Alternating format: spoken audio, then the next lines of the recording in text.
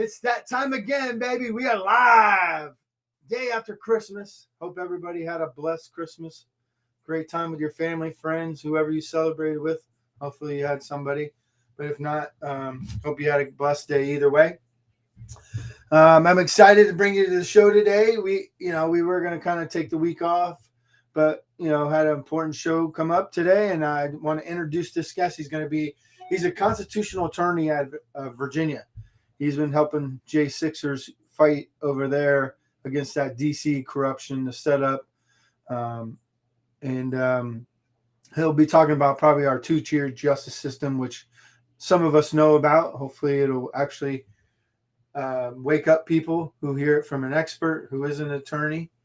But I don't want to keep him waiting, so let's hit up Jonathan Mosley right now. I want to welcome Jonathan Mosley. Jonathan, thank you for coming on the show today. It's great to have you. I'm pleased. Hope the sound is okay. Let me put my speaker down here so it doesn't rattle. There's so much going on. It's like every time you turn around, there's more. It's just crazy. All of 2023 in politics and government and around the world, it just doesn't let up. So yeah, just when you think you can take a week off, things are happening. You can never really have time off because evil never sleeps. Evil's always going, and you have to fight the good fight no matter what. But yeah. Well, it does, and we, it seems like it's been just accelerating in a crazy way. And I think that we need education.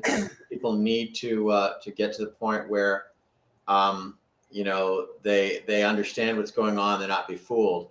We have a lot of institutions that we used to respect, and maybe they deserved our respect. But I think I haven't done any sociological research, but I think that as our country has gone woke, as the society has gone narcissistic and, participation trophies and all these kind of things, the institutions that we used to bank on, they have to hire from somewhere. And so they're not hiring the FBI agents of 1950s.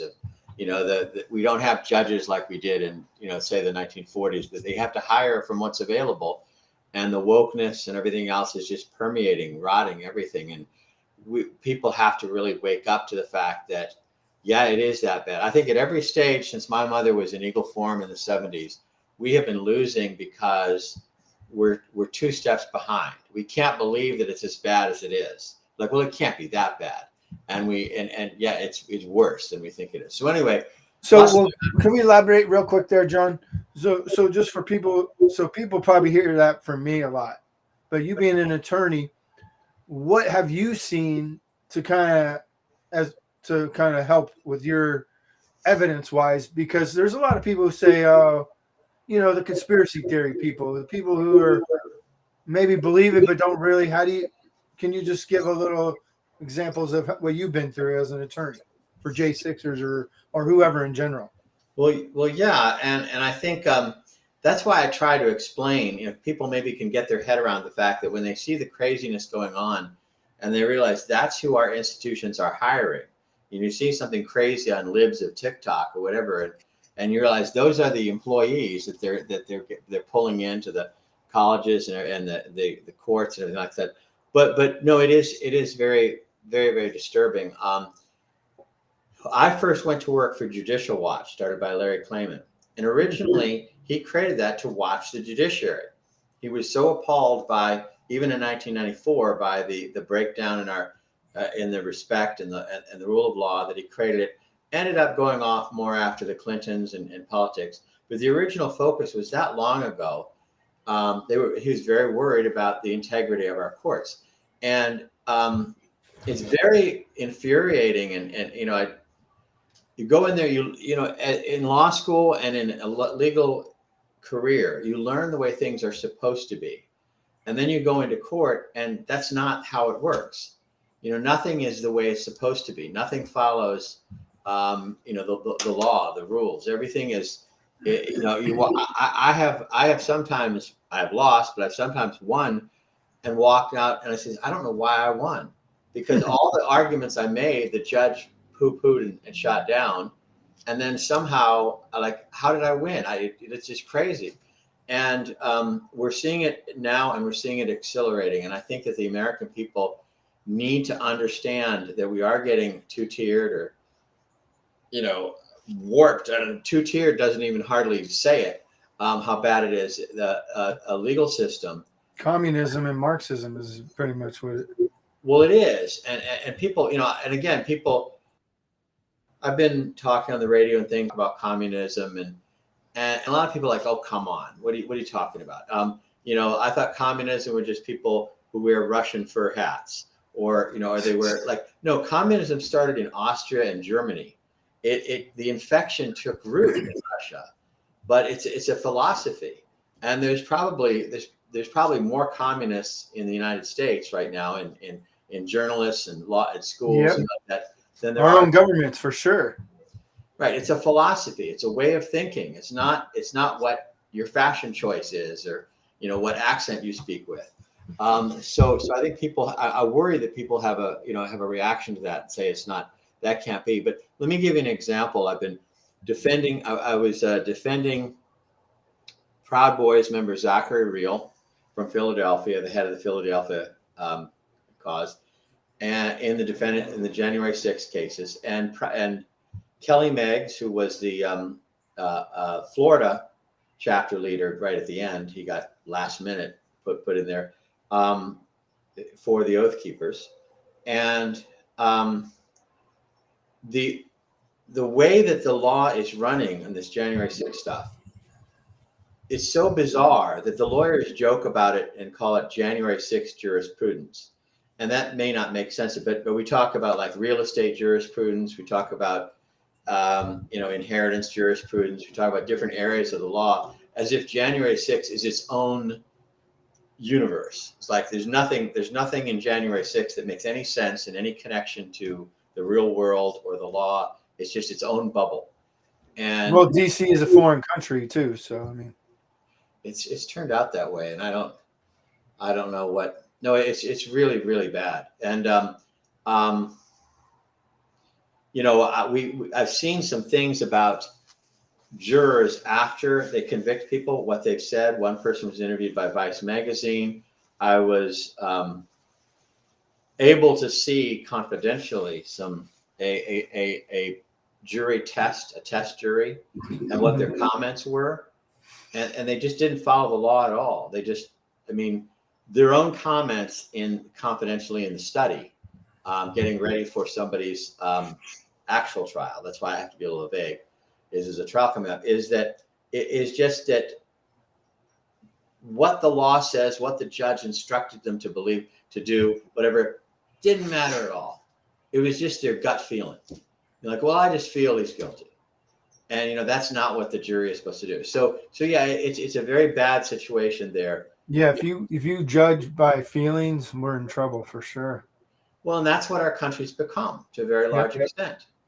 And like I say, how are you going to hire someone who doesn't think that way when most people do? And we've got to get back to logic and things. So how do we do that? How do we get, like, so for people who are on the out, like, so there's parents I know, I'm one of them, that was arrested at the school board, and we've been trying to fight back, like countersue those people, but no one wants to help us. So how do we beat that system? How do the everyday people, how do parents beat that system? Well, what we're doing now seems like it's not as hard hitting, but you've got to raise the temperature with the public. The public has to understand.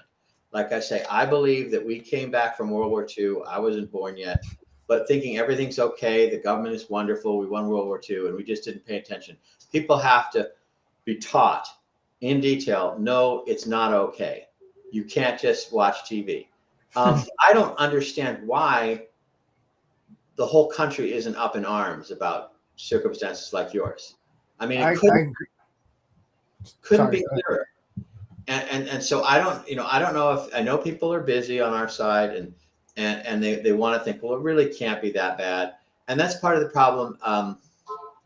Like with January 6th is, and maybe with the school boards, is people will think, well, that won't happen to me. And one of the things I want to say very clearly with what the question you asked earlier is, we're heading in a direction like, yes, it's going to happen to you. I don't care if you went to the Capitol on January 6th. I don't even care if you even noticed there was a January 6th. If this change in our legal system and our culture continues and takes roots, it's not going to stop. It's not going to stop with just people who went to January 6th. It's not going to, they might say, well, maybe, I don't know. I don't go. If I went to the school board, I'd be polite, or I don't know, maybe it's not going to affect me. No, it's going to affect everybody, because once the system is able to impose tyranny with all these fictions and games and gimmicks and things like that, why would they stop? Yeah. What superhuman resistance to temptation would cause these government officials to say, no, I'm not going to, we'll go this far and no further, especially as time goes on. Now, I could go into a great deal of detail that some of the things that have happened, what's been happening to Trump, there have been trial runs, over the last 20, 30 years. This didn't just come out of the blue. They did these kinds of things to people. They got away with it. Maybe, in some cases, like they tried to gaslight us on Clarence Thomas and Anita Hill and everything like that. Big thing. It didn't work, but they learned how to do it. It was acceptable. At the end, Clarence Thomas became on the Supreme Court, but it worked in the sense that they brought major damage. They learned from their mistakes, and next time they did it bigger and bigger and bigger. And maybe they had no plan. Maybe they were as surprised as we are that they got away with this stuff. But it grows. It's not going to go back in its shell. The more they get away with it, the more it's going to grow. And so people need to be aware. They need to fight back. And How do they fight back, Jonathan? Well, they do have to become educated, because we're not enough, and they have to get educated in a logical, specific way, so they can debate it, understand it, see what's going on, not just in a gut emotional anger. But what happens if you counter with facts and show facts, and you're still arrested? How do you? I know the answer. It's the mob amount of us people need to stand together because they can't arrest us all. But how do the collective? Well, I would say that by the time people are getting arrested, we have waited too long. We allowed the problem to fester. It shouldn't have gotten that far, for us to fail like that. But as long the thing is, the people on the left get arrested all the time. But they get bailed out by the politicians. Yeah. And Kamala Harris, her staff and her were raising money for bail. Yep. Do people realize that? And that's part of where the education value, it sounds like it's not a big, punch to get something done. But as people become aware of the hypocrisy, the discriminatory treatment, I think that makes a big deal. And I think we're in a turning point where all the establishment's old tricks aren't working anymore. They're freaking out. They're blaming it. Trump is a cult. It's all that's because they keep trying things that used to work, and they're falling flat. And we got to make that even stronger, that people understand how they're being fooled. But the thing is you do need to fight back. We need to be better trained. I don't know why we're not taking over school boards.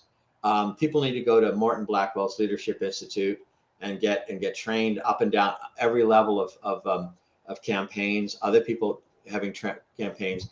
We have a greatly expanded population of our army who wants to fight, but that means we've got this huge number of people who haven't been trained. We've got this hardcore who've been in it for decades. Now we've got people saying, you know what, we need to get involved, but they don't know how to do the training. They don't know how to win elections. They don't know how to do all the training. So on the school board level, I don't know how there's one Democrat left standing in the school board space. I'm baffled by that.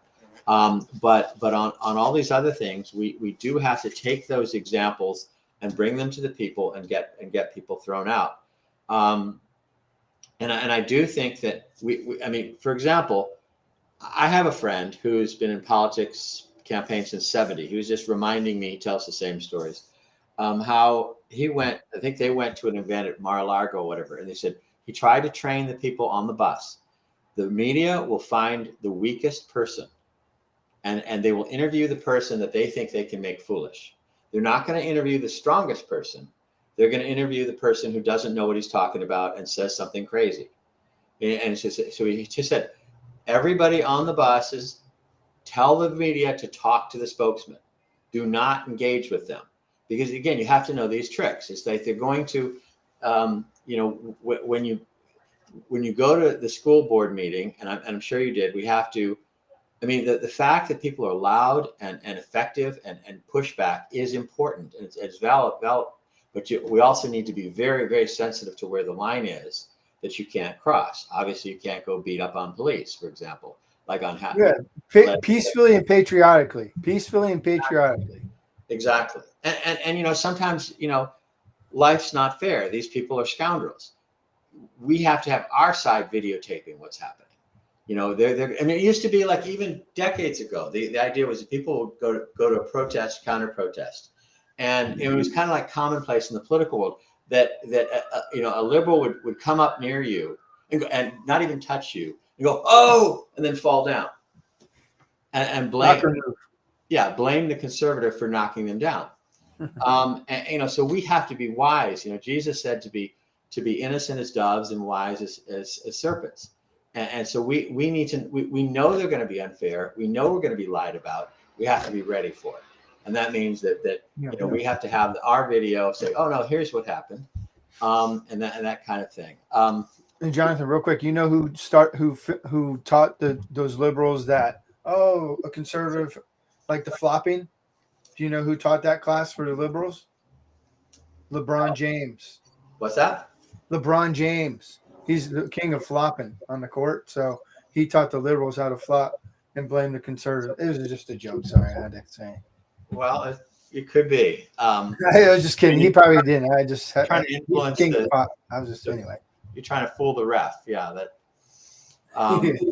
absolutely. But so we have to do all this. And of course we do you know Jeremy Brown, by the way?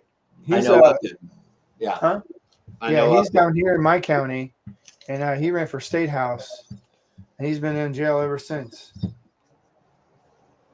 And he was jailed because he wouldn't be an informant. Yeah. And we're seeing the lawyers that I was working with, John Pearce law firm, have kind of specialized on. Everybody's working really hard. And by the way, calling all lawyers, there are not enough. If you know anybody who might feel a tinge of getting involved, they don't have to be barred in DC because we can wave them in.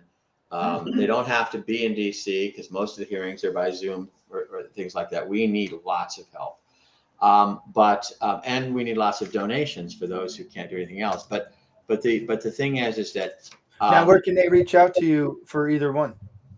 Well, I'm working a lot with condemnedusa.org, Trenna Sevens, and also we have the patriotslegaldefense.org, Patriots Legal Defense Fund. And there's more than one, but that's the correct website for what we're doing, patriotslegaldefense.org. And the thing is that so John Pearce Law Firm just happens to be kind of specializing at the moment in cases where January 6 people are charged with the 4 misdemeanors. Going on restricted ground, parading, which is ridiculous. Being disruptive on Capitol grounds is misdemeanors. People who don't plead, suddenly they get slapped with a felony on top of it. So they're clearly being punished for not pleading, and pleading, of course, is your constitutional right. So they're going after all these examples and trying to bring it up to the Supreme Court so that they can say this is not because you think about it, a year, 2 years, they didn't. I always say you. I know what you mean. That's okay. I know what you mean. People bust on me for that.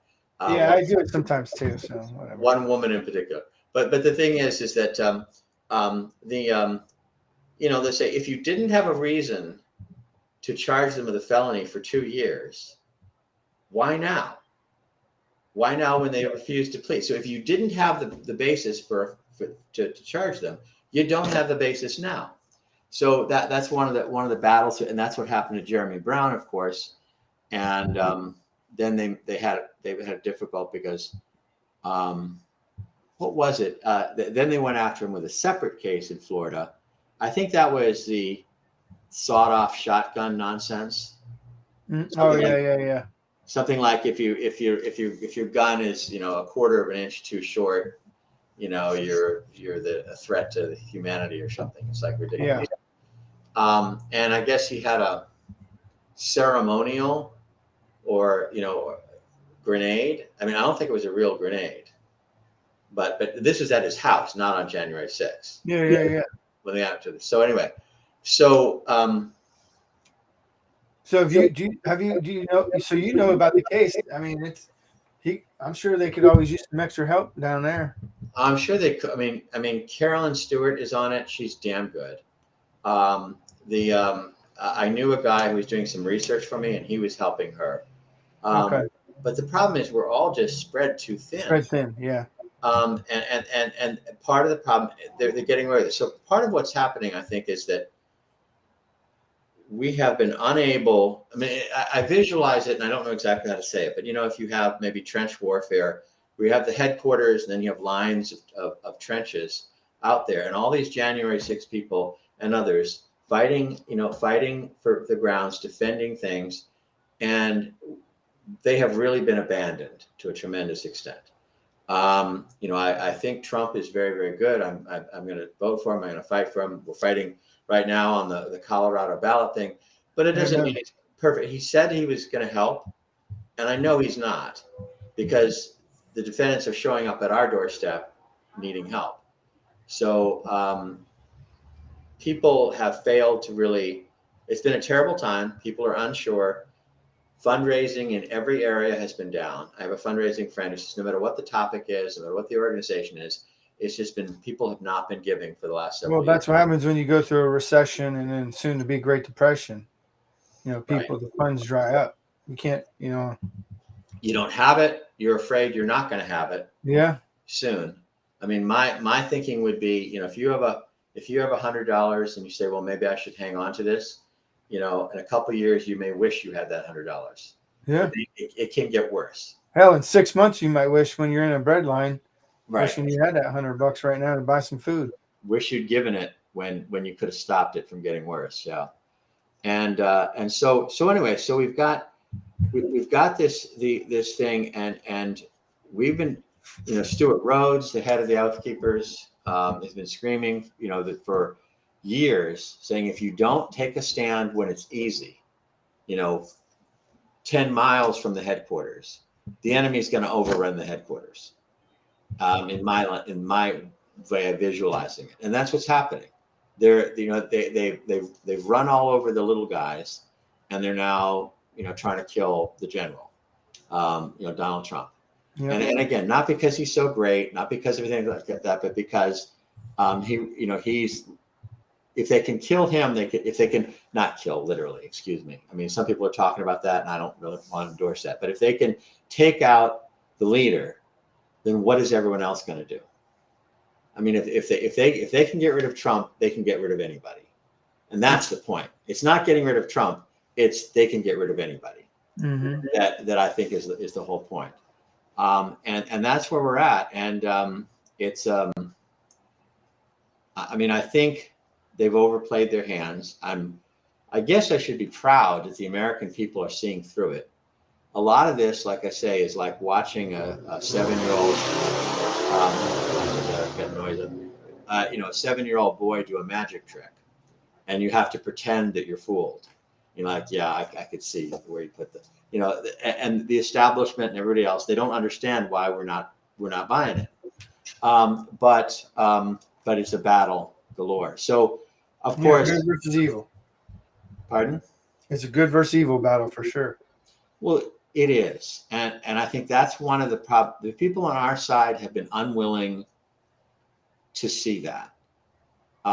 They've been unwilling to see that most of the Democrats, they're not just people with different opinions. They're not. And part of the reason why, if you want to believe that the Democratic Party is just a big mix of lots of different people like the Republican Party, if there were anybody good in the Democrat Party, they would have left. Like if you say, well, I can't believe that Democrats are necessarily bad. Well, imagine a Democrat staying in the Democratic Party over the last, 15, 20 years. They're gone. The good people have left. Same So with Republicans too. Republican Party has no balls. we talk a lot about that. And there's a lot of Republican lawyers who are no better than Republican, establishments. I mean, we have had endless agonizing debates. We have a listserv. We used to have Zoom meetings before the Oath Keeper trial, before the Proboer trial, and we probably spent more time fighting with the other lawyers to get off their couch and and do something. And they were going to talk tough. They were going to do all these things, and then the hearing comes, and they just roll over and ask the judge to rub their belly and give them a Scooby snack. They're more worried about the judge liking them than they are about winning. And of course, that's the same thing as Republican, politicians. Anyway, so No, the thing is, I mean, we're not going to get anywhere until we realize that, I don't know. God loves them. God wants to change their heart. God wants to win them over, but only God can do that. In the meantime, our job is to push back, and you don't invite them over for milk and cookies. And so we have to realize that these people really are, Jesus said, turn the other cheek, but that's your own cheek. But He never Jesus said also turned tables over too. yes, absolutely. He whipped people. Jesus whipped people. And, but he never said, turn somebody else's cheek. So if you see, somebody being raped in the park, you cannot say, I'm just going to turn the other cheek. No, it's not your cheek. It's the other person's life. You are equally obligated to go at the risk of your own life. Yes, that is what being a man is. That's what being a man is. Yes. We need more of that instead of filming it with your stupid camera. Absolutely. So I have to tell somebody, so the thing is you've got right now, of course, constant news. I was watching very closely the attempt to disqualify Trump from the ballot, and we've had some very good results. The whole thing is very messy, and we were all, of course, shocked with the decision in the Colorado Supreme Court. And really, do you still get shocked in this era? You really get shocked still? well, you want to quibble over terminology, but I No, mean, I was just asking because by now, I mean, nothing shocks me. That's for sure. Unfortunately, I was just asking. No, so I mean,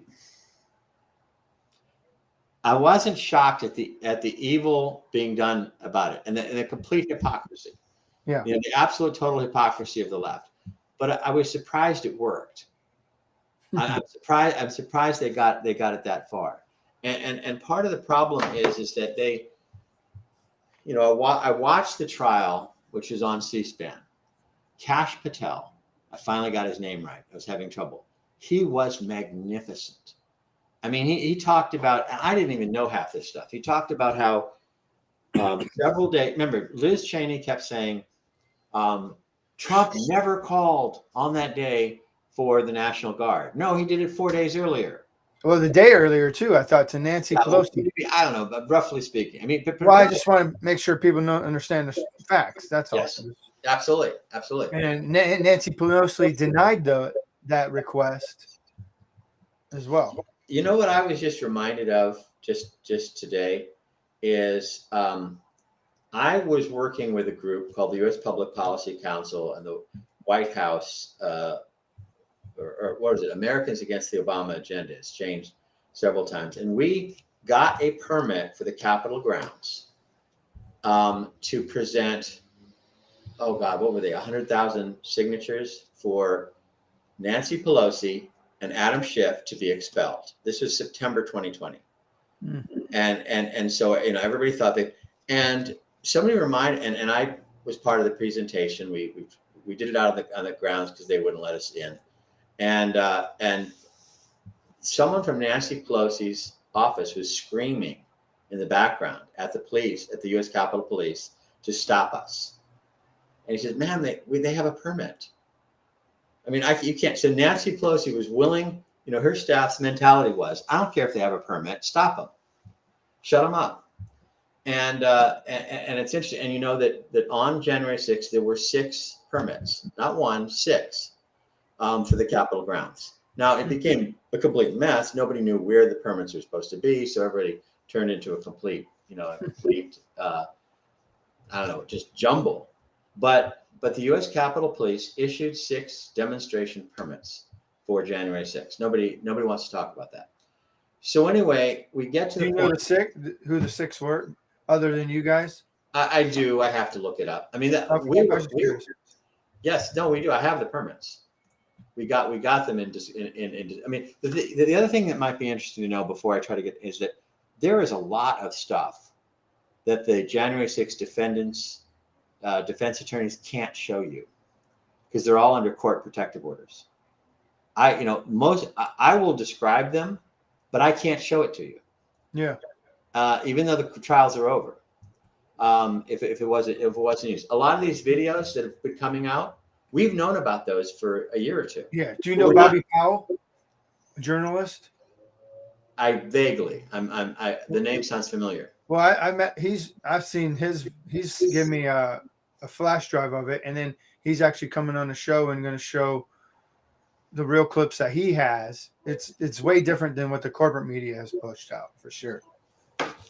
Well, and you have to have that. It's like the moment where Joe Biggs, Power Boys Joe Biggs, is at the bike rack at the pedestrian gate, which is not a gate. There's no gate there. It's just like a wall this high, and it's a walkway. And if you look at the video from one angle, it looks like his hands are on the bike rack. If you look at it from a different angle, they're not. So you can't just say, "Oh, I saw it on a video." No, that's not good enough. When you have this big crowd and this big mess, you need to look very, very carefully, and that's why we should have our own videos. We did, but that was kind of strange. And remember, the whole way this happened is that Michael Sherwin was the U.S. attorney for the District of Columbia, the federal prosecutor for the city. He went on 60 Minutes and admitted that his goal in the first week after January 6th was shock and awe. Now that's not, if you really think about it, that's not what the legal system is supposed to do. I mean, it's this whole, we've gotten to this idea, instead of prosecuting crime, we're supposed to anticipate it and shape things ahead of time. And that's not really what the legal system does. But he got on 60 Minutes and says his goal was to go after this with shock and awe. And so anyway, so we got to the point where all these things are happening, and then Kash Patel talks about in the Colorado trial. He talks about how there were multiple conversations about authorizing 10 to 20,000 National Guardsmen ahead of time, and Trump brought it up several times. And I didn't realize that Kash Patel, he was not just a political bystander. He was not just a political advisor. He was like deputy chief of staff to the Secretary of the Army. I mean, he was like right there, and he was involved in these conversations. He was almost in the chain of command, and it kept coming up over and over and over again. And in any rational world, and Kash Patel, I think he was the first witness on the defense side, on Trump's side. I mean, any rational judge, I know that they kind of got to go through the appearances. I'm exaggerating a little bit, but the judge should have said, "That's it. Let's all go home." I mean, how can you have an insurrection where you're willing to call up 20,000 guard for the other side? That's insane. We now know that Officer Harry Dunn and what's his first name, Lazarus, lied. They committed perjury on the court because Lazarus. That's his name? His last name is Lazarus. Oh wow, that's weird. That's like a biblical demonic name. It is. I can't remember his first When name. you said he lied, that's just it doesn't surprise me. Lazarus lied. Wow. Right. So anyway, they said they went up there and they said, um, it's a little bit psychological. I'm trying to give the short version. Okay. Harry Dunn spends like 99% of his interview with the FBI, which I still can't show you. I mean, it's been discussed. It's out there, but they're. I mean, not only that, the entire system is lying to you. On this crucial point, there's an FBI statement, and they won't give it to you. Oh, and the videos are missing too. You know, the surveillance videos of this incident and others. Oh, we can't find him. Of course. And so he says that 99% of Harry Dunn's entire story, and he has gone to conferences. He's writing a book. Other people have written a book. He's gone on there. If you want him to come to your event, he'll come and he'll cry on demand, and just give him dinner, and he'll cry for you, and he'll talk about all these things. And he said, but it's mostly about him. And then he says, well, did the Oath Keepers help you? Well, yeah, they did. He said, well, I don't really, because all of his answer is, I didn't need the help. I'm Harry Dunn. I don't need anybody to help me. I wasn't overwhelmed. I had it under control. And says, yeah, but did they help you? Yes, they helped. Yes, they helped. And so how do you go and do an insurrection and you help the palace guard? If you go there and you assist the guards, how are you committing an insurrection? Anyway, so the whole thing is very, very crazy. So yeah, I agree. So we went to the Colorado trial, and Kash Patel basically killed the entire case right there. It didn't matter though. And then they go on and they put on the select committee. Instead of calling witnesses to prove that Trump had engaged in an insurrection, they just put the select committee, the Liz Cheney, Benny Thompson, mostly Democratic. They just put the reports in the court. You can't do that, but they did it, and Trump's lawyers were kind of like, "Oh, please don't do that." And so this judge, and this judge was not. I mean, I know you can't judge a book by its cover, but if I have to guess, I didn't think she was the sharpest knife in the drawer.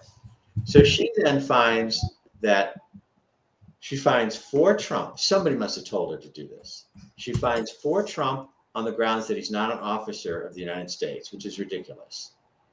But against him in the fact that he's guilty of engaging in an insurrection, most of which has to do with what he did not do. Everything he's been in trouble for is stuff he did not do. Right. But even they admit that he didn't. I mean, they admit that he failed to take action. Is their number one grounds for why he committed an insurrection on January 6th, because of the things he didn't do, which actually he did do. There's a tweet at 2:38 p.m. where he says, "Honor the police. They're our friends. Do not." I forget what it is. I have to look it up. It's an excellent tweet. 2:38 p.m. I don't even know if I could. I don't know how to use your system here. I would love to put it up there. I'm still learning myself. All right, help you. And then at 2:42 p.m., he sent out a tweet, which they take to mean launching the insurrection, but it says the USA wants to know the truth, and it says Mike Pence was not strong, but it doesn't say to do anything, and so and then at like 3:13 p.m. he again says, "Stay peaceful. Don't do these things." So yeah, he always used peaceful and patriotically, and he did it multiple times. Yeah, so I remember him saying it for sure. So he keeps saying that they keep saying that he could have calmed down the crowd, and he didn't calm down the crowd. Oh, and they had this big expert about what he was really thinking. Yeah, the left is like big on that. Here's what he said, but that's not what he's really thinking.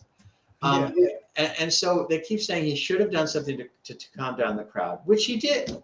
He actually did. And so anyway, so The judge found that he had engaged in an insurrection, mostly based upon his failure to stop the insurrection. And there's this huge debate about what is an insurrection, when is an insurrection, how, does Congress have to pass a statute? Do they not have to pass a statute? All kinds of hyper technical things and everything like that. So she finally decided he engaged in an insurrection, so that when it's overturned on appeal on this really flimsy ground that he's not an officer of the United States, boom, he's guilty. And it's done. It was an evil but brilliant move. Somebody had to tell this judge, like, okay, find him guilty on everything, and then say he's not an officer of the United States. And that'll take like 5 minutes for the Colorado Supreme Court to say, what, are you kidding? Of course he's an officer of the United States. He's the highest. So that flips it back to he's already been found guilty. And so, of course, now it's got to go up to the Supreme Court. Now, I got really involved in that because in the middle of this, instead of calling witnesses, the attorneys in Colorado put on this video production, which was from the Select Committee. They failed to investigate it. They can't do that as a lawyer. They said, well, this is the Select Committee video, so I'm just going to put it on. No, you have to check. You have to investigate if it's accurate or not.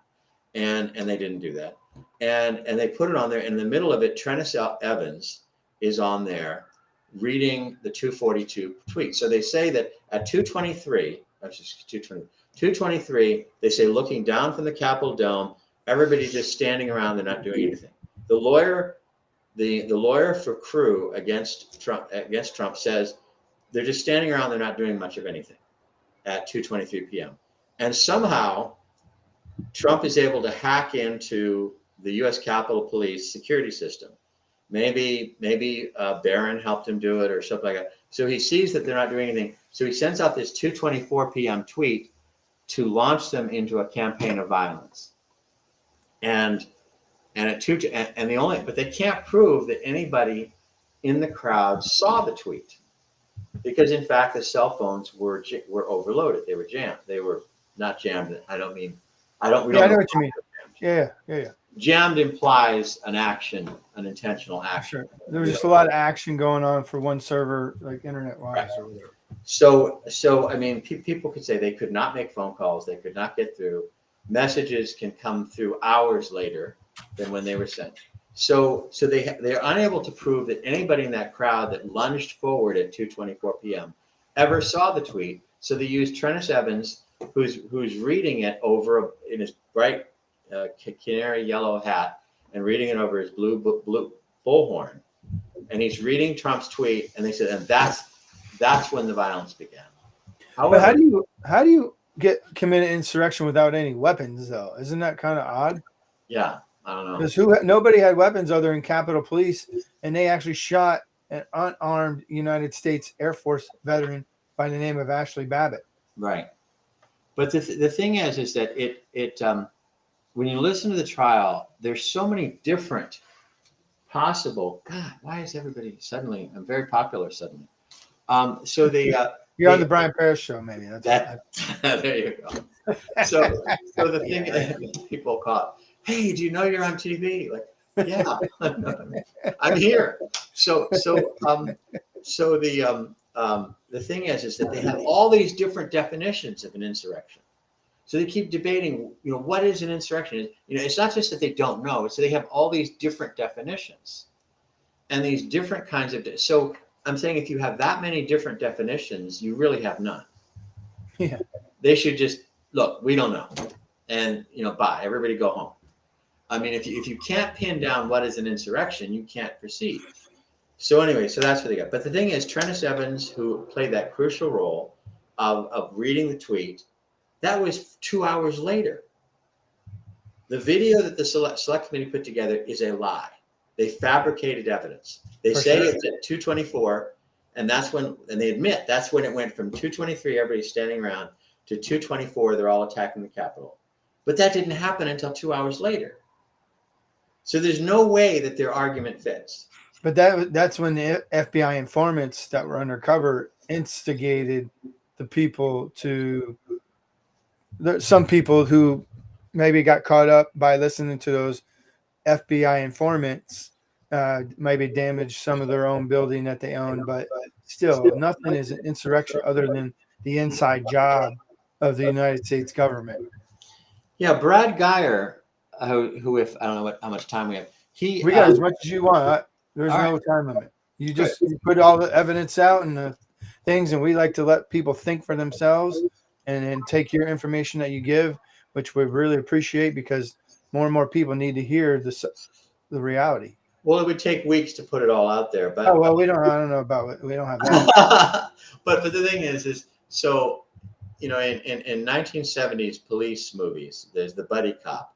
Brad Geyer, I liken to my buddy cop, lawyer friend, and he was one of the earliest people, including his obsession with COVID, that really put out the suspicious actors, which is kind of a softened term, the AP, agents provocateur, and he started laying all that because he went into like how can I say it? It's like he was a hermit looking at all the video, and he would not do it halfway. He looked at all the video and he came up and oh my god, what's really going on here? And he was trying to get all the other attorneys interested in agents provocateur. We softened it down to suspicious actors in all the discovery requests, and the other attorneys were like, no, but it's coming out more and more. I mean, I was suspicious at first, but the more you look at it, yes, it's undeniable. So why didn't attorneys and other agents want to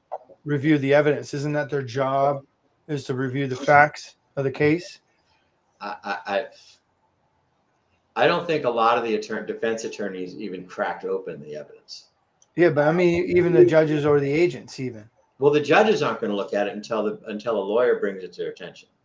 Judges do not investigate. But don't. I'm saying didn't the plaintiff, the people who are fighting, didn't they provide the evidence to the judges? A lot of their attorneys did not do a diligent job remotely. And the thing is, they gave us the government, but the government, on the other hand, intentionally swamped us with unnecessary junk. It's like an old movie called Legal Eagles with Robert Redford and I think. Bogging down with paperwork and all this stuff. Right. They pull up a truck behind it and unload boxes of paper to hide the nugget in all the junk. And they admit that they gave us as many as 9 terabytes of information, and the vast majority of it was worthless. But in the there were some needles in those haystacks. There were some jewels in that haystack. Now, what about that guy that everybody knew his name, but he's had, I think Tucker even show up at his place. I forget his name, but he was a bald-headed guy. He's on camera saying, enticing people. Ray Epps? Yes, Ray Epps. Thank you. What's up with him? We still don't. I mean, they are fighting. The government, the establishment is fighting so hard to keep the attention off of him.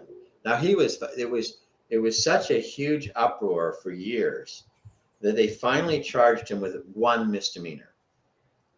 Which is and in that situation it is awfully easy to make a deal, for a variety of reasons, and they put on. It's not hard to put on a show that's not real.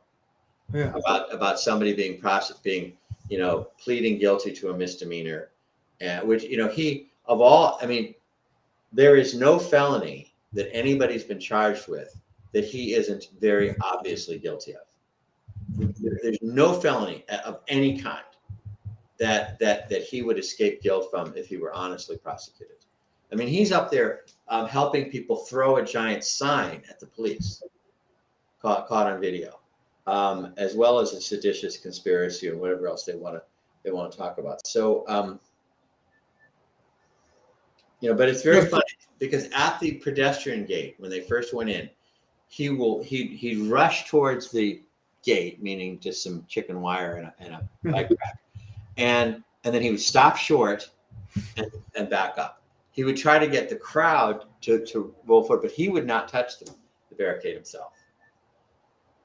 I mean, when I watched all that stuff on Darren Beatty's Revolver.news, Ray Epps 2, the second thing on, and I watched all the video. You have to, fortunately, there's no one place. You have to really go down and look at all the video. Yeah, there's a lot. There's a lot. It can be overwhelming if you don't really know exactly what you're looking for.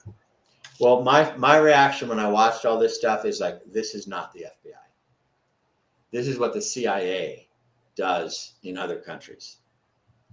This is the FBI would be amateurs compared to what we watched on January 6th. I mean, I got scared. I got chills watching that stuff and realizing that the FBI couldn't pull that off. But there are those are agencies of government we may not even know about. Oh, for sure. Now, do you get afraid that they'll ever come after you because you know a lot of this information? Yeah, but I've developed to the point where I feel like there's nothing I can do about that. I mean, it doesn't bother me as much as it probably should, because I figure like, whatever is going to happen, I can't influence it. There's, whatever is going to happen is going to happen. I have my faith in God, and I feel like if there were risks like that, it's too late for to make a difference in terms of good. No, because the definition of in order for evil to prevail is for good men to sit and do nothing. So we need a lot of men to stand up. We need a lot more, and I wish we had more resources and those things. But we have the ultimate resource, and that's Jesus Christ, God, our Lord and Savior. So He can connect us. Like we got connected. Hopefully, people see this, and who knows? I know there's a lot of people here in Florida who are attorneys for Jeremy Brown and just people who are fighting for J6ers. We actually had a Unabomber guy that supposedly had bombs on January 6th of 2022. We were doing a little 1-year anniversary outside the jail where Jeremy Brown was being held, and that guy just got off with a misdemeanor. It's crazy. I mean, it's hard to believe that those aren't the undercover people. Yeah, you never know. I don't know who's undercover anymore, man. I don't know, but it's very strange. So are you undercover? No. We in the Proud Boys case, I hope we have enough time. In the Proud Boys case, we'll end on this one. Go ahead. There was this. It was hysterical. It was the most insane. Well, I guess the O.J. Simpson case is up there, but I can't. But I mean, the Proud Boys trial was nuts. And when it came to the defense, they have to exchange lists of expected witnesses and documents and things. And then the prosecution rested, so the defense started calling witnesses. And the judge wants to know for planning purposes. He doesn't really have a right to know, but he wants to plan. So he said, who are you going to call tomorrow? And so they say, well, we're going to start off the defense with so-and-so, and then we think by the afternoon we'll get to so-and-so. And the prosecutors would wait until the court convened, which was wrong, and the judge had left, which was wrong. And then they'll go over to the defense attorneys and they said, we need to talk. And so they go off into the lounge room and they tell them that, that witness you have called for tomorrow morning, they're a confidential human source. That like they're an undercover. Now this throws the whole calendar the trial schedule into chaos. They didn't have the guts to tell the judge and let him make adjustments. They do it privately. And it got to be such an absurd, and there were probably more motions for mistrial in the Proud Boys trial than any other case I've ever heard of. And they were like, Roger Roots was like known for every day there'd be a motion for mistrial. And they got to this point where Carmen Hernandez, who, if I ever get in trouble, I want Carmen Hernandez. She's just. Is that the one that defended Johnny Depp? No, that was in Virginia, but she's this got white hair and she's in DC. She's an institution. I mean, everybody knows Carmen Hernandez, and she is not a conservative by any means. So when you've pissed off Carmen Hernandez, you have crossed the line. And usually they have portraits of judges when they die and they put them up there. I imagine they'll probably put Carmen Hernandez up there. She's such an institution. And so she, and the thing is, she was famous for the one who would not stop talking. She would get up there and argue to the judge, and the judge would say, okay, I got it. Okay, enough. And she would just, the tweet mob would just get, she's still talking. But she got up one, and she opened her thing, Your Honor, I want to tell you that I am not a confidential human source, because it was so ridiculous that everybody was turning out to be an undercover person. I mean, there were hundreds of undercover people that they haven't completely identified, but they've admitted. And so, I tried to get everybody, it's like all the attorneys should do that. They should know that I am not a confidential human source. I wanted to make T-shirts, for something like that, and maybe I still will. Never know. It was. I mean, in any normal times, if we weren't in a bubble alternate reality of like Alice in Wonderland, that case would have been thrown out. There would have been. I mean, the military courts of justice are a little bit different, but a few good men where the judge takes the witness into custody. I mean, it was unbelievable. It was an outrage a minute, the Proud Boys case, and I don't know what good of a job they're going to do on the appeals. Some of these people, but they had these ideas like a tools theory. So there's a conspiracy theory. A legal theory, not conspiracy theory, as in someone is going, has an active imagination, but there's an actual conspiracy statute and charge, and it meets certain characteristics. The people have to agree, they have to take an overt act, but they had this idea that there were these tools, which nobody's ever heard of before, and it's really insulting, and that there were people who just happened to be in the crowd who didn't know that they were part of the Proud Boys conspiracy. And it was just, nobody's ever heard of anything like this. It's insane. And so everybody's going, what the heck is this? And that, needs to go up on appeal. But appeals are very, very hard work.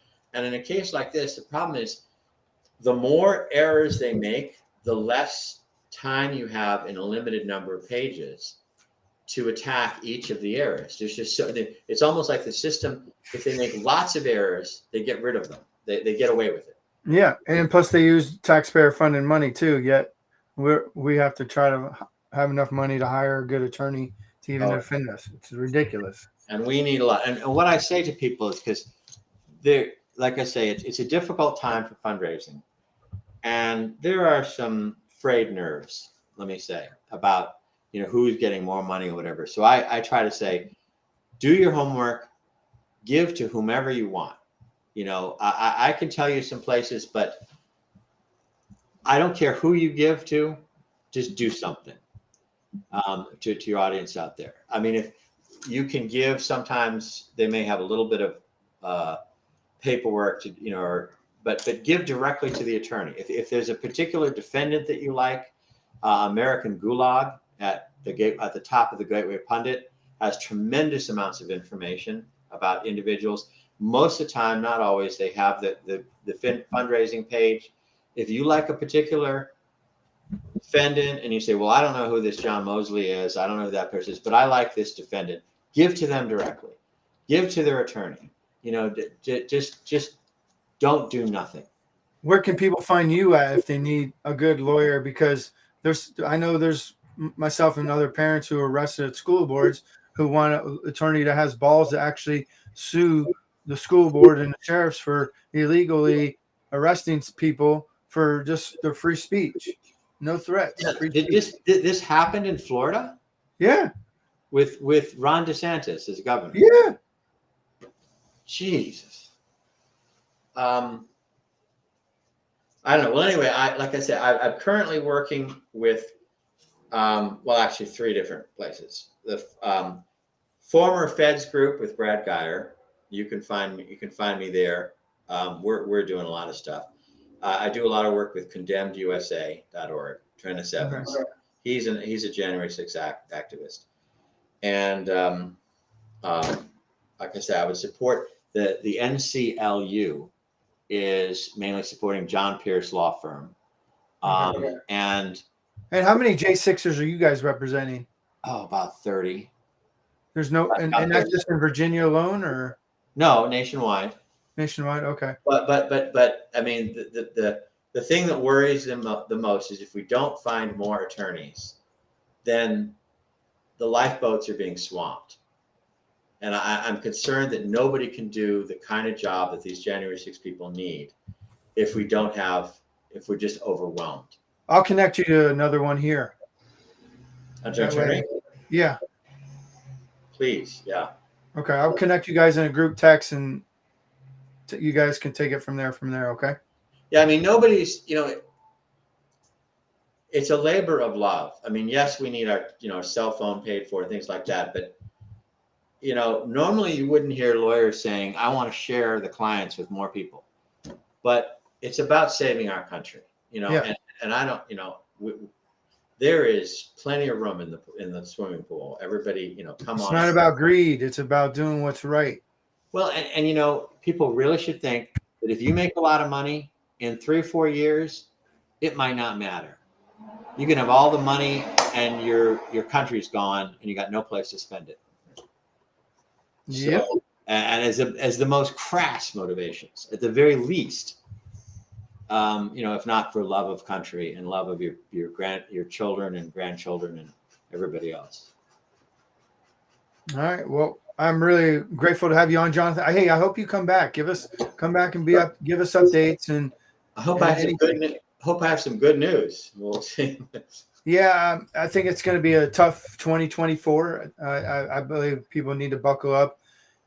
It's necessary, though, I believe, Jonathan, in order to wake the masses up and in order to get people actually involved, we have to go through even tougher times.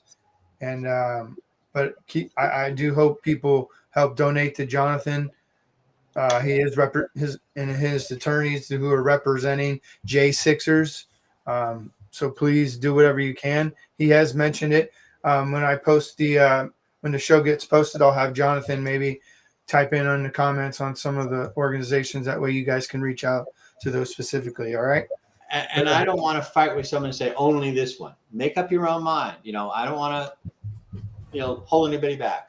But thank you very much. And I really feel like we have no choice. We don't. It's what are you willing to sacrifice, and not you. Like you told me earlier. I don't mean you specifically. You've been sacrificing, but like you, the people. What are we, the people? You, the people, who have not sacrificed anything yet.